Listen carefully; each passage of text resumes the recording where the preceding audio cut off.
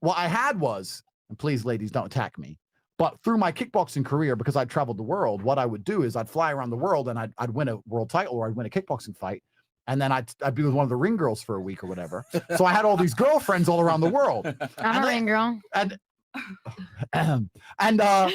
You've been a ring girl?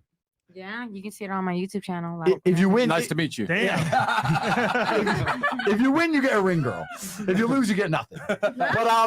But so they all thought I was the big G, right? I'm in London. I'm the world champ. That little did they know I have a mafia debt now. So, so I had all these girlfriends all around the world, whatever. And by coincidence, I wrote them. I didn't write them down, but I thought of them. Well, that's something I kind of have. And I was talking to Tristan, and we were talking about how we literally were talking about how we'd never open a strip club. So we're never going to open a strip club because it costs too much to set up. It's too much to invest. We need to make money. We don't have any money, so that's stupid. Anyway, and by coincidence, and I was never one of those guys, and I will say this now on webcam, I was on the live thing. I was never, and I never have been one of them porn guys. I don't go on porn sites. I don't do none of them shit. I never have, because I've never needed to. Right? Never been interested. By coincidence, I was on some website. I think it was a gaming website, some not Doppler, some crap. And in the corner it said, "Talk to live girls now."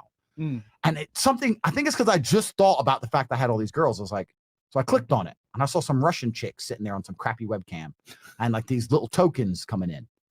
I was like, okay, so maybe I could get. Now you see the wheels turning. So I'm sitting there going, I love the hat. I can confirm that was my I love sister. that. That was my sister. I can confirm. That's my sister. Continue on. So I was like, this bitch is making money. She ain't even hot. And she's just sitting there. And this is, remember, this is the early days of the internet, like dial up. Like she was sitting there, like with her clothes on, like moving like this. Like just sitting. I was like, that makes money? That makes money? So I messaged all my girlfriends. I had 5 of them. I was like, look, you're moving to London. I've decided we need to be together. You're coming to London, blah, blah. She's like, well, I have nothing to do in London. I said, don't worry, I got a job for you, baby. It's going to be fine. You're going to come work for me. And I was sitting there for a while thinking, how do I organize the fact that these 5 girls are coming in thinking they're my girlfriend? And I want them all to do this job. And I decided that honesty is always the best policy. Exactly. And I also decided that I'm not a coward. And I also decided that if all 5 of these chicks attacked me at once, I've got the Aikido. I can deal with it. You understand? I've been around the block. At least 2 of them are going to be I've been around the block, right? I don't want to take them out, but I could. So they ain't got hands. So I ain't got much to worry about. So I flew all 5 of them in on separate flights. I sat them all down at the same table and said, listen, ladies, this is what we're going to do. And I talked about the webcam business, talked about how I'd been with them all, asked them all to come to London, etc. 3 of them told me to get fucked, go back on a plane. 2 of them stayed. And the 2 who stayed worked for me for a very long time. And from there, for about the next 4 years, it built into an empire where I ended up having 75 girls, 5 locations. I was turning over $4 million a month. And it all it went crazy from there.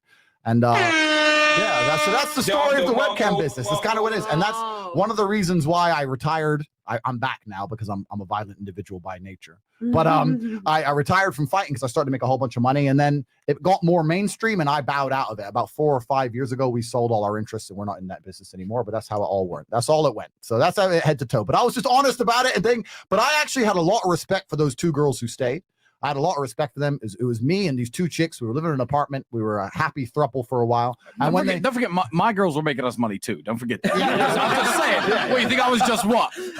Sitting with my feet up being like, well, you lost all the money in the casino. So, no. I was doing the exact same thing, just for the record. So the webcam had you and the other girls. No. It was just the girls. Oh, it was just a girl. I was just a manager. And you know what's actually really interesting? You were the pimp. I was the pimp. Yeah. And we can talk about pimping as a whole because we can talk about pimping because pimping has a very bad name. Yeah. And I genuinely believe that pimping, if it's done correctly, is not a negative thing. And I think that overall, if you're a pimp, you're a positively inspirational and motivating person. And that is your job, right? And I want to say this because everyone break it down. I will break it down. I'm going to break it down pimping. I'm going to break it down pimping because people are sitting there saying, well, why does the girl work for you? Why wouldn't she work for herself? And I'll tell you why. Because the girl who works for herself doesn't make any fucking money. You have the opportunities. It's not even just a girl can make $3,000 a month for herself or $50,000 a month, 50-50 with you. And the difference between men and women are a few things. But women are, once again, I'm not trying to insult anybody, but women, if they find a way to make money, they make enough to make money to pay the bills and then they go party. Whereas a man goes, oh, we found a way to make money. Let's never sleep again and make money forever. So we have a different mentality towards money. That's the first thing. Second thing is we can provide emotional support. It's not easy to be a webcam chick and get no tips, right? So if a girl would log in and no one would send her any money, she'd be upset. But she could come to me, the pimp, and I'd be like, baby, oh, that's because there's a big football game. There's some football game on. It's not your fault. Everyone did shit today.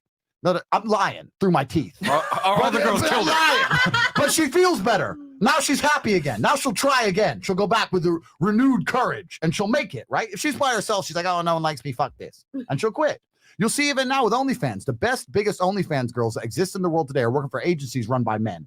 Any girl who's independent makes a couple thousand here and there, blah, blah, blah. They ain't making big money. The girls who are making big, big, big money, a man comes along and says, here's your photo sets. Here's what you're doing today. Here's your schedule. Boom, boom, boom. Don't worry, I got 5 people in your account pretending to be you. Got 4 of your sugar daddies are online. Bang, bang, bang, bang. Money. It's a business.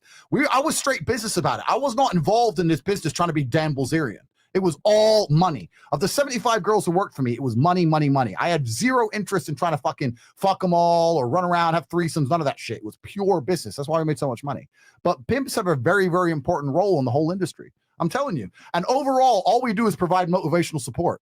The idea that you can convince a girl to do something she doesn't want to do and make her do it en masse every day, 4 years by force is bullshit. I can't come along to you and make you do something you don't want to do. No, all I can do is make it comfortable and make you realize it's worthwhile and financially reward you.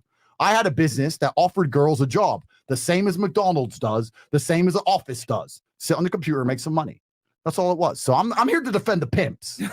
All right? Because we're not bad. I'm a feminist. I made a bunch of chicks rich. There ain't a man out there who paid a girl more money than me. No, between me and you, we've made 4 girls millionaires before OnlyFans existed. Damn. So when OnlyFans was first launched, I don't know who this crazy drunk bitch who's sitting in Andrew's seat now is. But let me tell you, OnlyFans follow 430 people on Instagram. I'm one of them. Because I started when I was still in the industry, I was running a huge OnlyFans, the management company.